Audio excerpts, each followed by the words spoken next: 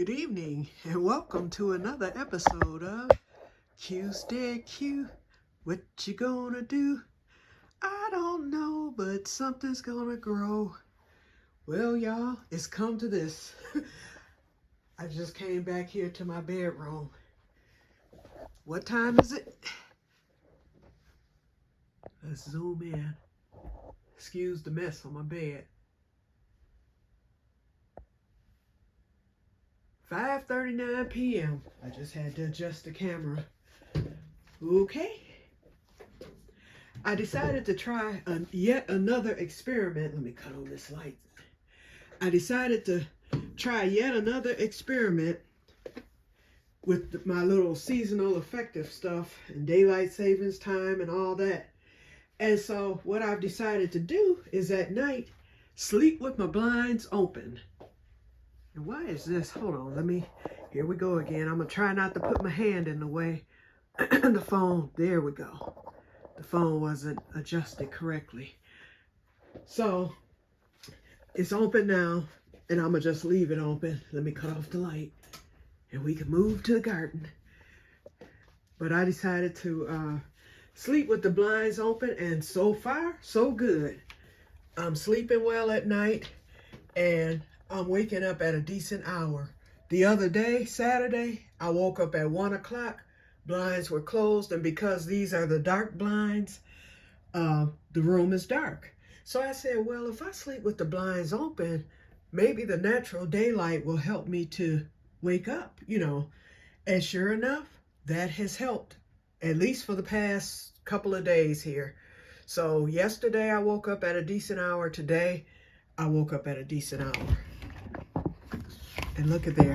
My greenhouse, I just discovered last night, my greenhouse is lit up at night. And I don't know if you can see that light in there. See that light right at the beginning of the greenhouse?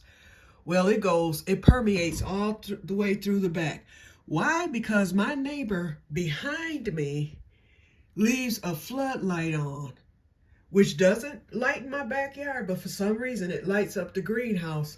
That could be why some of that stuff is still growing in there, other than it being warm in there still. So I noticed that, and I see that it's lit up tonight, and I'm rambling. Okay, let's check on the peppers. Okay, I decided to turn my little heat thing on high, and I've been checking on it periodically. The top is still on it. Let's take it off.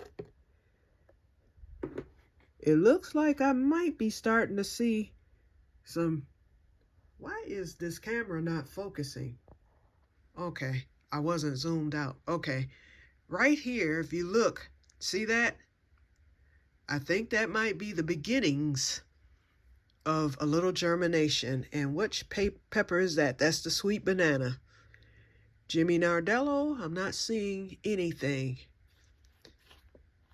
And these little silicone things, I forgot they can withstand heat. And this is nice and toasty. And then even the black pepper is looking halfway decent. Okay, just checking on it. What's that? Okay, perlite. I'm not watering the peppers tonight. I watered them real good last night. I see that they're dry again, but they get water like every couple of days. That one back there looks pretty good. But these are looking dry again, but they're not that dry. And feeling the soil is still moist. Bouncy has really been bouncing, okay? There's a new leaf, and I discovered even more on today. Let me cut on the regular light just a second. I discovered a new leaf right here. Wait, right there. Let me put my finger on it. It hasn't opened yet. Let's see, we've got new leaves up here, I know, although I can't see it, but let me do my little film. I think it's right here. That's a new section. I'm just doing that so I can look at it later and see if there's anything. You all will see this before me. Well, no, you won't. I'll watch this before I upload it. But oh, here's one right here, right in my ugly homemade face, y'all. Right here. Look at there. That's a new leaf, and it's opening up. This is a new leaf right here. Look how shiny and green it is. Okay, Bouncy, I like you now. I'm not going to try to kill you again. I'm not going to try to do you in. Let's see what you do over the winter. But you seem to be thriving very well by this grow light. Okay, now I made some changes with the winter garden on today. First of all, I brought in the 7. I don't know how good this works yet. I saw one fungus gnat and I sprayed him down. And we'll see how this works. If it doesn't, I'll be going to get, it's some stuff that's designed specifically for fungus gnats. I will be going on tomorrow after I go to vote to get that if I see another fungus gnat. Okay, I'm seeing a little distress here, but that's okay. It'll straighten out because I did some shifting. I pulled out, like I had mentioned, I pulled out, wait a minute, here we go again. And hi. I pulled out some of the radish and some of the Takanashi, whoop. I did it low today. I pulled out some, so I left some Takanashi here, right up under the light. And then the radish, I left some right there where you see me pointing. I shifted, oh, and here's some radish right here. They were kind of leggy, but I decided to leave them. Okay. Oh, there's another one. That one might have to come up. The leaf is curled, but we'll see. Now, I moved the basil around.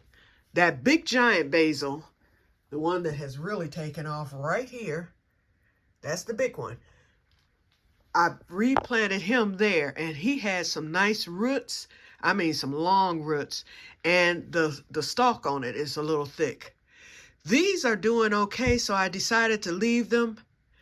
And so the ones that I was going to, because these were the ones I think I was going to pull out. This one and that one might still go.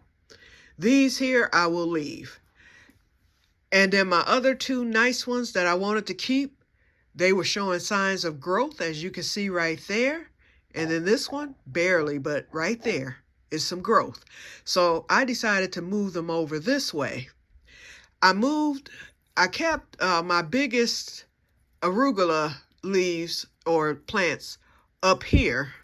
And that one, oh my goodness, I hope it survives. And there's a fungus gnat. There he is. He's flying right by the light. Okay. So yeah, I've got to go get that stuff. I just got him. Thank God. He's dead. Okay, so now, and he was in the arugula. Okay, so, and of course, because that's the biggest leaf, so he was hiding. So I'm going to spray again, but I'm still going to get the fungus gnat, the stuff specifically made for fungus gnats. I'm not liking how things are stressed because I moved that one and I shifted these over a little bit. And so they're all stressed, but they'll come back for me. The soil is nice and moist. I don't think that they'll die on me. The basil held up really well. It didn't stress out at all. It's just the arugula. I decided to leave the lettuce where it's at, and I left the broccoli. But that lettuce is really looking good. I've got this phone at a crazy angle, so I can't see, so I don't know what you're looking at. But all in all, I'm pleased with the little winter garden. So, and I'll be harvesting soon. I hate I have to use the little pesticides, but you have to wash stuff anyway once you get ready to eat it. But I wanted it to be totally organic. But like I said before, it is my fault totally, 100%. I have to take accountability for bringing those darn fungus gnats in because I was fungus gnat free up until now. But it's not an infestation yet, so that's why I want to get on top of that tomorrow. And once I get that stuff that kills fungus gnats, then I should be okay. Alrighty. So basically, that's it. That's all I had to say today. Other than, what else? Oh, keep my family in prayer, y'all. I lost my uncle. He turned 90 years old on the 5th of October, so approximately 30 days later, he passed away peacefully in his sleep on today. And I found out this morning we had a big party for him last month. I did not attend because Q does not fly. I do not fly. That's it. So everybody knew I wasn't coming. But we did a FaceTime about a week before his party because apparently I guess he knew I wasn't going to be there. So he requested that my cousins give me a call, and they did. And we spoke on FaceTime, said all the things we wanted to say. And he wasn't, hospice or anything like that. It was just old age. He just died naturally. And we had no idea that this was going to happen exactly a month later. We figured his time was short, but basically, we didn't expect it. And it still comes as a shock to everyone. I'm okay with it.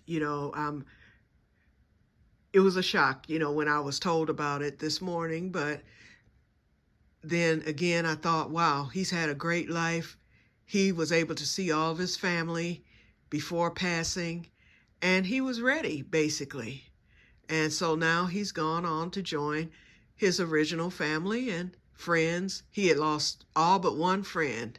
And I told my sister, I feel worse for his friend than I do for us, because he had the one friend left who was able to attend his party, and they got together and they talked about getting together and, and everything, because they had lost contact.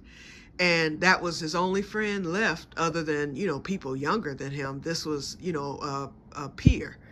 And they were talking about getting them together more often and everything. And now that friend has to hear the news that his only remaining friend from college days has passed on.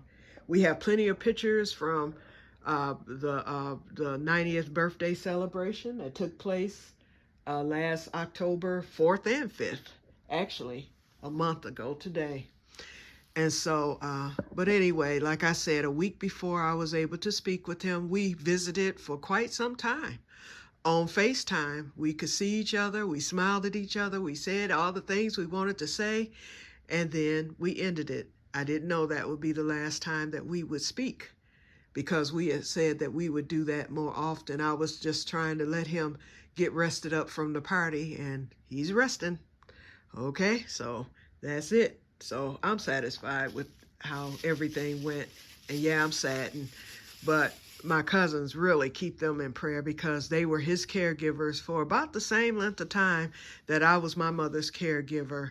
And although he was mobile in many aspects, he could be, driven and, and that type of thing. He wasn't totally dependent, but he was being cared for, because of his age and everything. He needed caregivers, and my cousins did an excellent job at being his caregiver over the past 7 or so years. So I salute them, and I told them I know exactly how they feel at this time, especially when they told me, the manner and everything. It was pretty much how my mom passed. It was like the blink of an eye. 1 second here, the next second gone, basically. So, and I told them I know exactly, because my cousin said, it's such a shock, although I'm not shocked. I said, I know. I was like, Sherry and I stood there looking silly for about 5 minutes before we called the people, because basically Sherry was in the middle of brushing Mom's hair, and we were, doing our regular daily routine. And then Sherry says, I don't think she's breathing. I was like, I just checked her 5 minutes ago. I was like, she's breathing. And I went over there and I looked again. I was like, let me get the machine out. So I got the pulse ox machine out, the blood pressure cup, and everything just went in squiggly lines. And so then I touched her leg. And when I touched her leg, I said, Sherry, she's gone. I was like, boy, she got us. And so that was it. And so basically, it was similar with my uncle. And that was my mother's last remaining sibling out of, it was 4 of them. And he was the last remaining one. And, their parents and everything. And then my uncle lost a son almost 2 years ago in January, and then he lost his wife back in 2009. So he lived a long life and beyond, you know, his wife and everything, and he's gone now. So he will be sorely missed, because I feel like I'm rambling, but you know, y'all know where I'm coming from. He was my unc's. Alrighty, so I'm still working on my cousin's blanket, and as you can see, I have come a long way. I'm almost halfway done. Once I'm through with this skein right here, and then this is the middle skein, and then I'll have that skein and it will be done. And it's getting big. I'm at row 42, I believe, now. And so it'll be a total of about, let's see, we'll get about 52. So altogether, it's going to be probably around 110 rows, which is a nice size with the width. And the length, I measured it against me. My cousin, he's tall, but he might be an inch or two taller than me or something like that. He might be 6 feet, but there's room where it will go from his foot to his shoulder. It looked kind of short to me, and I was like, maybe I should add a few more stitches. But I was like, nope, not taking this down, because I'm trying to get it done by Christmas, but at this rate, I might finish this by Thanksgiving. And that's even better, because with him being only 50 miles away, I am certain he will be home for Thanksgiving. So I can get it to him then, if I have it completed, and I believe that I will, because we're only looking at 4 days here, and I'm almost halfway through it. So, yep. So y'all root me on. Go Q, go. Go Q, go. As long as I don't get sidetracked. Okay, you guys, so we've been on here 16 minutes. We're keeping it under 20 today. Good, good, good. So I'm getting shorter with this. I may or may not come on tomorrow. Remember to go vote if you haven't already. I will be going to vote. And unless there's something to say, I won't be on. So I will be talking to you guys later. And may God bless you all. Bye-bye. And I looked at you guys' videos, and I'm just loving them. I'm loving this. I'm loving it to see the gardening still going on. I'm loving the topics. I'm loving the field trips. Renee, you're on that butter train still. I'm on it too. I still need to get some more whipping cream. Myers was out of it the other day, so I said I'll look elsewhere, and then I'll start looking for sales too. So I'm still on the butter train, and I will be chugging along real soon. Whoop, whoop. All right, I will talk to you guys later, and may God bless you all. Bye-bye.